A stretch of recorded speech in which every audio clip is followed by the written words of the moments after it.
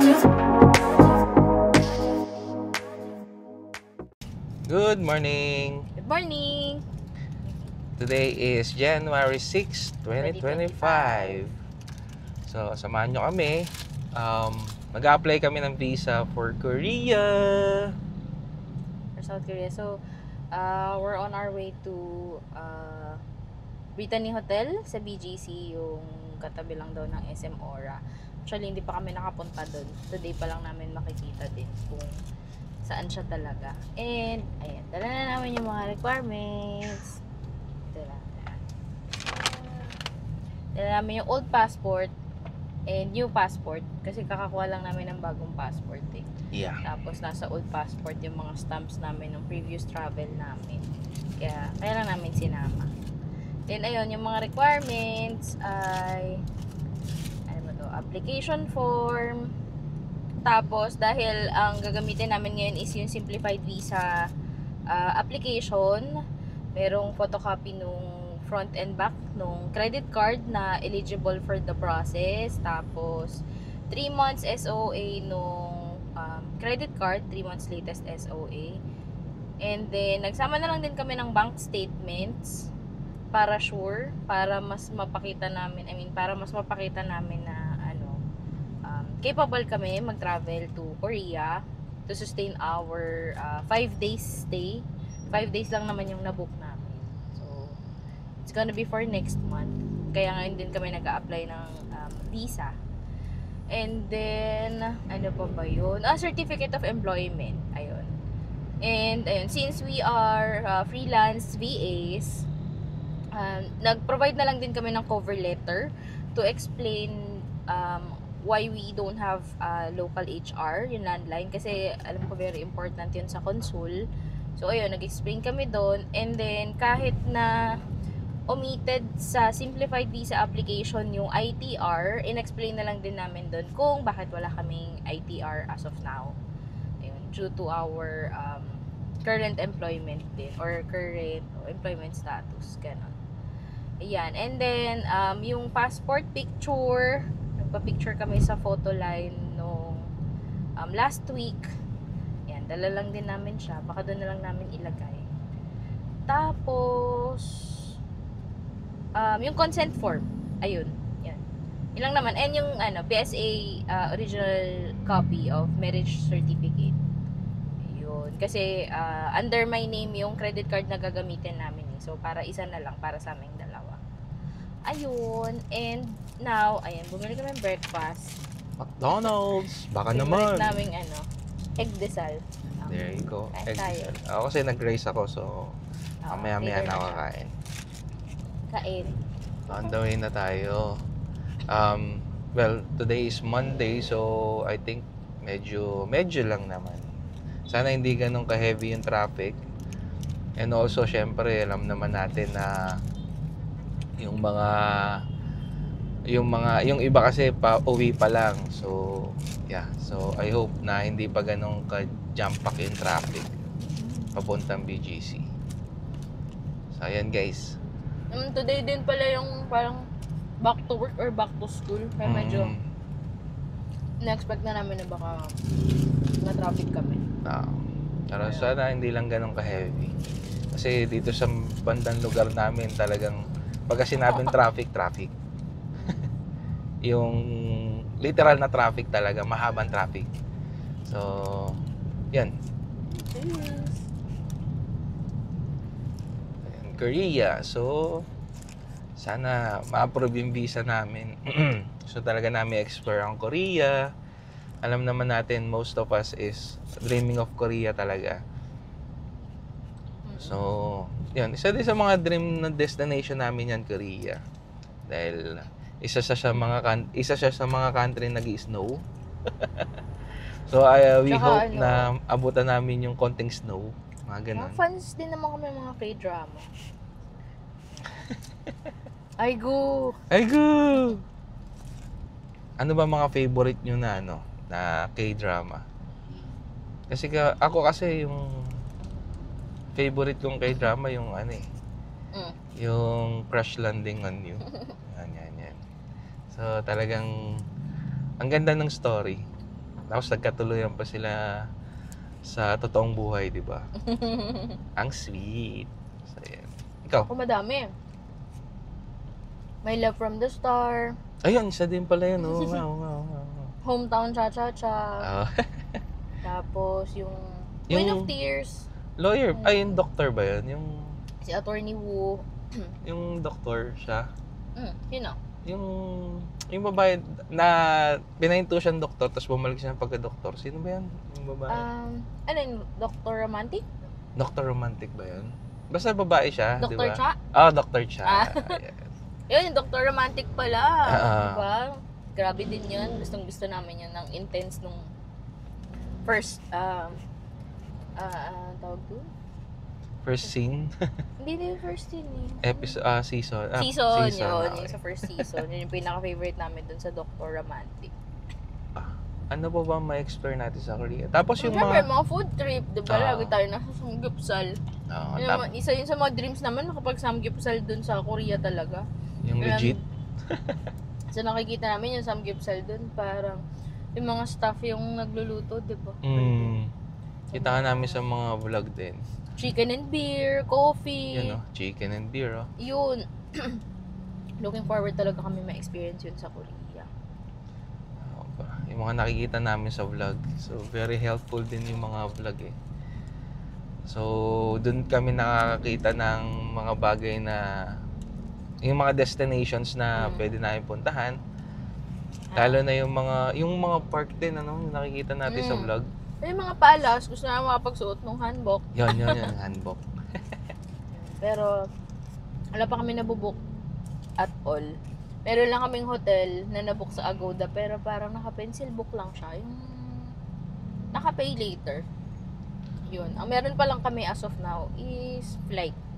Pero mga winter clothes, wala pa rin. Siyempre, kahit na hopeful kami na ma-approve, wala pa rin talagang wala pa resort. Wala pang, hindi pa sure. Oo. Kaya yung mga tours, ayan, wala pa rin. Pero nagka-canvas-canvas na kami sa Klook. Yan. So, for now, ayan, medyo traffic nga. Update na lang namin kayo later kung saan yun sa BGC and yung mga processes pagdating dun sa KVAC. KVAC! Yan. Yun lang muna. See you later! See you later! Bye!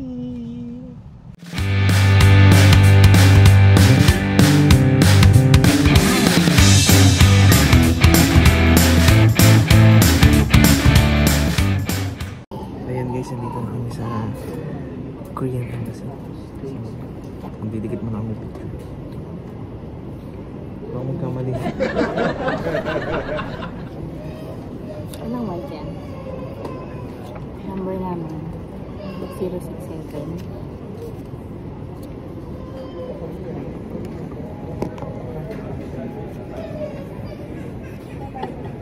Pagka nabaliktad to, wala na. Decline.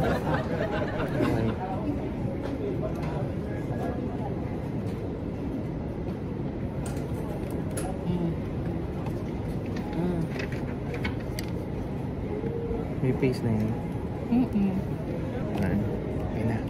Kailangan na lang kami ng number na matawag. Tapos makasok na kami sa update namin kayo mamaya. Bye!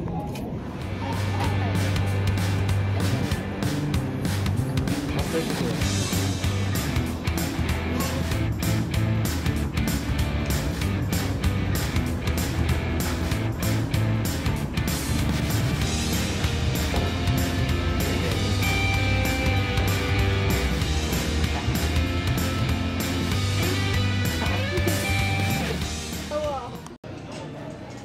Yo! Hello po. Hello, we're back. Kain tayo. Kumakain na naman. So, kanina yung video namin papunta from our house, nagbe-breakfast kami on the way. Actually, papunta kami nun sa Pasig City Hall. Kasi late ko na nalaman, kailangan pala original na PSA marriage certificate. Oo, marriage certificate. Kailangan pala original copy. Meron kami colored copy na. So, yun, nag-check kami and nagkapagtanong-tanong din sa mga kakilala kung kung pwede siya makuha same day, pwede naman daw. So yun, malis kami ng maaga kanina, nagpunta kami doon sa Pasig City Hall, pero yung bawal mag-video. So share na lang namin yung nangyari. Nag-fill up lang kami ng application form, and then nagbayad, dalawang payments 1 and 2, and then releasing na. Inabot lang kami ng 1 hour, 15 minutes siguro. Ayun, ganun lang naman. Bilis na, mabilis na si PSA ngayon. Bilis naman, tapos tsaka kami dumiretso sa SM Aura. Dito kami nag-park. Actually, nandito kami kain, kami miss. Dito kami nag-park sa SM Aura, then lumabas lang kami ng mall papunta sa Brittany Hotel. And then surprisingly, pagkakit namin sa Brittany Hotel, sobrang konti ng tao. Sobrang konti ng tao. So pagpasok namin dun sa andun din sa video kanina, pagpasok namin yun, assess lang yung documents, binigyan kami ng number, isang number lang para sa aming dalawa na. Tapos, naghintay lang kami matawag, siguro parang 5 minutes lang, no? Tapos tinawag na kami, from 9th floor, makit kami sa 10th floor. And then yun, in-assess na yung documents namin. Sobrang bait naman yung mga staff, yung natapat sa amin, mabait. Meron lang akong, nakalimutan ko lang i-print yung mga COE namin pala. Akala ko talaga kompleto na yung documents na dala ko, kulang pala. Pero ayun, 10 pesos lang naman per page. Pinasend lang nila sa email yung tig-isang copy ng COE namin. So, that's only 20 pesos binayaran namin kanina. And, ayun na, complete na. Binigyan na lang kami ng claiming receipt? stub. Claiming receipt. Na nagbayad din pala kami kanina na 900 pesos each for the application fee. So, total 1,800 binayaran namin kanina for the application. Ayun, January 22 daw, yung mga application today na January 6, 2025, ang claiming ng passport is January 2022. So, as per advice nung staff kanina, once naka-receive na raw ng text, kinabukasan pwede nang i-claim. And the claiming time is 1 to 5 p.m. daw. So, yun, January 22, abang-abang na lang kami. Abang-abang na lang kami kung anong mangyayari. Pero, hopeful kami na maa-approve. Yeah. Ang positive ng feeling ko. Ayun guys, be mindful, or FYI na lang, pag-park kayo dito sa Aura, punta kayo ng upper ground, and then punta kayo ng SM Department Store, then dire-diretso lang kayo, lakad lang kayo doon hanggang makatagos kayo sa kabila. Then paglabas nyo ng SM Aura, Second floor or nyo upper ground? Upper ground. Upper ground level. So paglabas nyo doon, makita nyo sa tapat, yun na yung Brittany Hotel. Then may concierge doon, try to ask, kasi yung elevator nung mga offices nila is different from doon sa naka-check-in ata or gano'n. So try to ask them. Then pagdating sa elevator, punta kayo sa 9th floor, then may concierge ulit doon, check nila yung mga papers nyo, baka may na-miss kayong pirmahan, they will check it for you. Then after that, yun, bibigyan kayo number. Then kailangan yung i-paste yung picture nyo dun sa application. So yun yung kasama sa video kanina. So yun, for now, after namin, siguro it took us around 20 minutes. 20 minutes lang. Oo, pala, 20 so minutes ganun lang kabilis talaga. So ang paghihintay lang ang matagal, pero hopefully na ma-approve siya ng multiple entry para 'di ba, masaya ang buhay. Masaya ang gastos buhay. Joke lang. So yun, hoping kami na makita namin ang ganda ng Korea and maabutan namin yung snow ng Korea. So yan. So other than that, kain muna kami dito. Tapusin lang namin. Favorite namin to Frankie's talaga. Yeah, Frankie's talaga kasi. And walang malapit doon sa amin eh. Kaya pagka may napupuntahan kami na may Frankie's. True. Gora. Kain na talaga. So yan guys, again, this is Happy Feet Couple. So I'm John. I'm Trixie. So on the next vlog, abang-abang na lang tayo. Ano ang mapupuntahan ng Happy Feet. Bye! Don't forget to subscribe and like and share. Thank you! Hi! Hello! Andito ulit kami sa SM Aura, sa Prestige Lounge. First time namin dito. So, maluwag siya. Maganda naman dito. Oh, by the way, today is January 21, 2025. So, ayan, kung napanood niyo yung ibang vlogs namin, medyo mahilig kami magstay sa SM Prestige Lounge. Yeah. Tapos dito is medyo mainit. Oh, sa SM Aura. Parang Oo, hindi ko dito sa rin SM sure Aura. Kung Malabo mahina yung sila. aircon, katabi lang namin yung window. Yeah. Ay, window ba to? Wall. Window. May init nga siya dito. Oo, tapos yan, daan natin kami mag-coffee kanina. Other than that, yung place is okay. Mas sosyalin dito. Masyal siya. May view of C5. Yeah, oo, ito kakaiba, maganda. Kasi So, ano pa yung, makikita siya. ano pa ba iba natin napuntahan? SM Cubao, medyo outdated yung Medyo luma na din dun. Medyo dito matagal na very din. modern. So, by the way, the reason why we're here today is galing na kami dun sa Cava. Luckily, we were advised one day ahead of the tentative date. So, today kami nagpunta. Actually, 2 days ahead pala. Kasi yesterday namin nakuha yung Text message. from KVAC. And before that, nag-ano na rin naman kami online. Nagmo-monitor na rin kami dun sa portal ng result ng aming Korean visa application. And ayun, sobrang suspense. Kasi dumaan yung 2 weeks na wala kaming balita talaga kung ano. Ano may nakakaba na parang Nakakaba din. pasado ba siya or Para kami may kinuhang exam na inaabangan namin yung result talaga kung pasado ba kami. Tapos lalo na Parang nakikita mo ganun sa FB na parang may mga hindi na-approve. Yung iba parang kasi kami January 6, di ba? So yung iba January 7, meron na silang Oo, result. after January 6. So yun, medyo nakakaba, mixed emotion na. So lagi kami nag-check sa KBAC app. So yun yung mga naramdaman natin. Tapos siguro nung Sunday ba yun? Or Monday? Monday na. Monday na. Nag-work siya noon, tapos sabi niya sa akin, check ko daw yung application Portal, na, yung portal. So pag-check ko, yun. Biglang sumigaw to. Nagulat na lang ako. Ulit. Ganun. Nashock siya. Sabi niya, Ulit. Surprise! Hindi, napaano cash. Sabi ko, bakit? Ayun. Paano? Tapos, bakit? Ayun. Tapos ayun.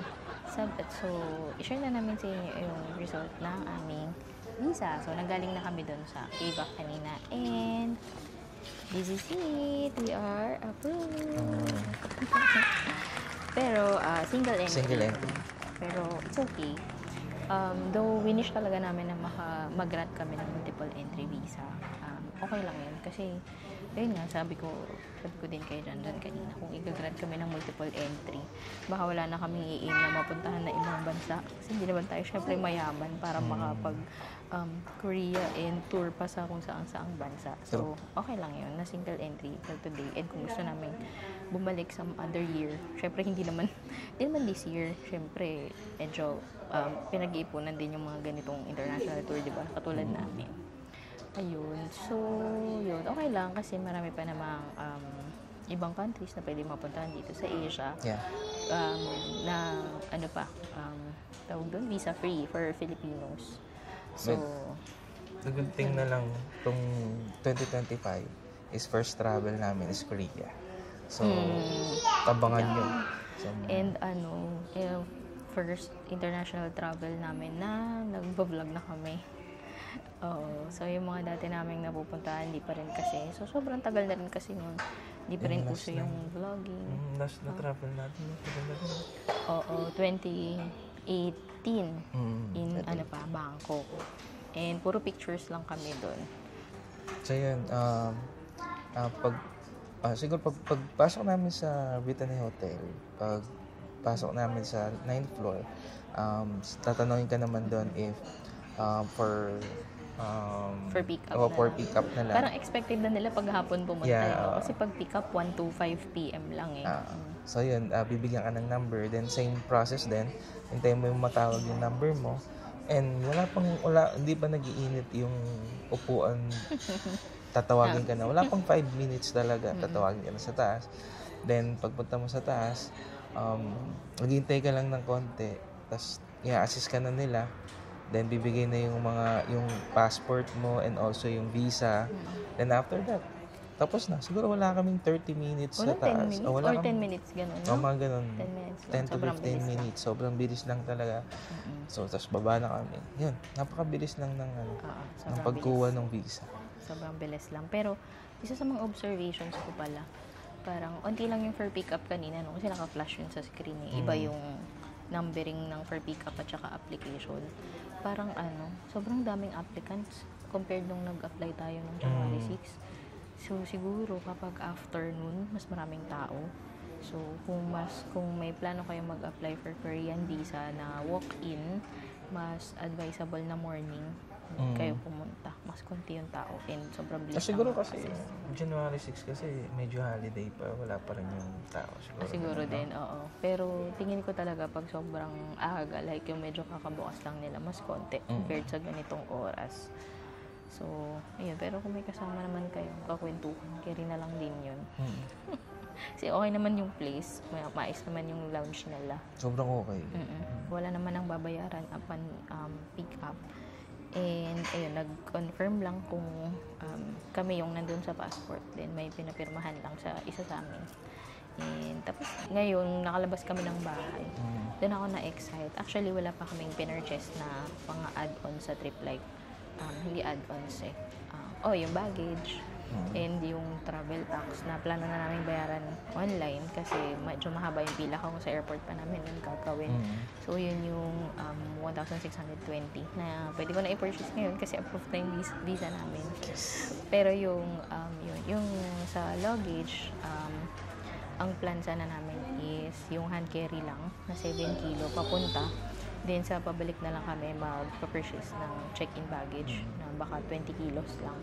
And if ever makapag-canvas doon ng luggage kung medyo okay din yung price kasi gusto na rin mag-retire nung namin. Yung international luggage. Yung pang international na luggage namin. And outdated na rin. Alam niyo yung tipo ng luggage na luggage pa lang mabigat na. Yung May ilang kilo na. wala pa naman binubuhat mo na ganun. Oo, sobrang tagal na nun. So, syempre ngayon yung mga updated na ngayon, yung mga plastic. Oo. So, yun.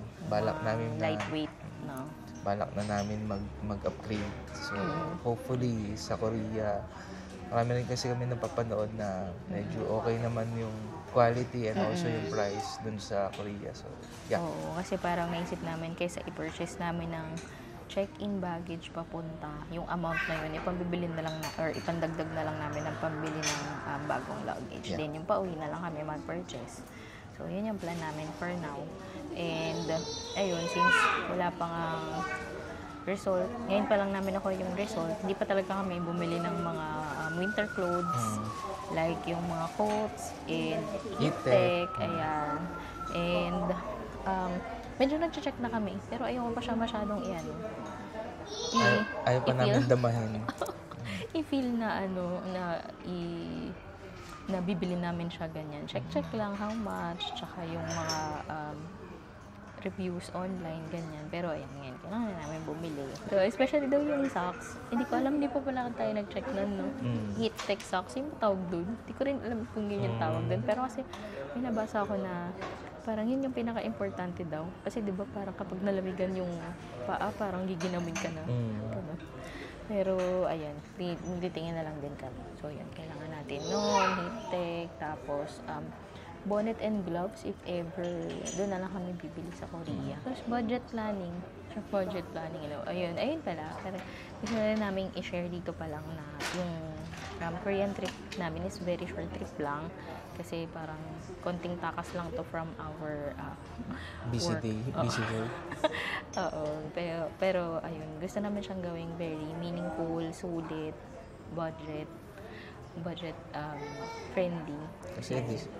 Kasi this is our first trip sa 2025. So, syempre, di naman na sabi namin na garduhan, pero syempre gusto lang namin sulitin yung Korea kasi it's just a single entry. So, as much as possible, yung days na nandun ka, medyo i-compact mo na yung mga places na gusto mong puntahan, gusto namin puntahan. So, talagang promise namin sa inyo, i-share namin lahat ng pupuntahan namin areas talaga.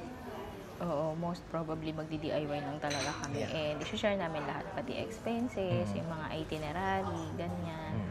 So, syempre, actually meron akong mga nasulat na kailangan nating puntahan.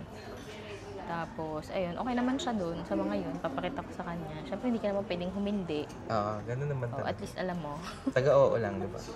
So, syempre, hindi mawawala dun sa itinerary natin yung pagkain ng samgyupsal. Yung Oo, original yan. samgyupsal. Food trip. Yun talaga. Yung food trip din. Actually, yun talaga yung gustong-gusto kong gawin dun sa Korea. Yung mag-food trip, itry yung mga food nila doon, lalo na yung samgyupsal. So, yun. Tingnan natin kung ano yung lasa ng legit na samgyupsal. Tsaka yung... Oo, iba daw kasi yung pork doon. So, let's see. Pero yun talaga yung number 1 namin na pakay doon, makapag-samgyupsal sa Korea. Kasi medyo kami dito eh. Medyo mahilig kami mag-samgyupsal talaga. So, ayan. Food trip, and then mga konting gala, ganyan. So, it's gonna be a DIY travel, DIY trip for Korea. I hope follow nyo kami para mag-updated kayo pagka nandun na kami sa Korea.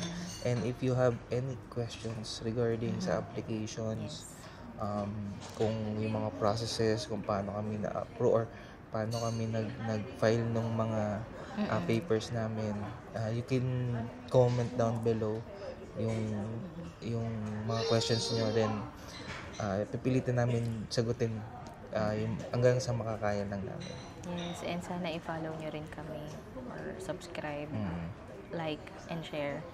Kasi bukod dito sa YouTube, we also have our Facebook page and Instagram and TikTok na i-update din namin sa mga susunod na travel vlogs. Yeah. Again, we request you guys to follow, subscribe to our YouTube channel, follow our Facebook page, Instagram, TikTok. We're gonna post it here. Sana lang follow nyo kami. Thank you sa magpa-follow. Thank you talaga magsasubscribe. Thank you. Thank you. And again, I'm John. And I'm Trixie. Happy feet! Bye! Thank you for watching.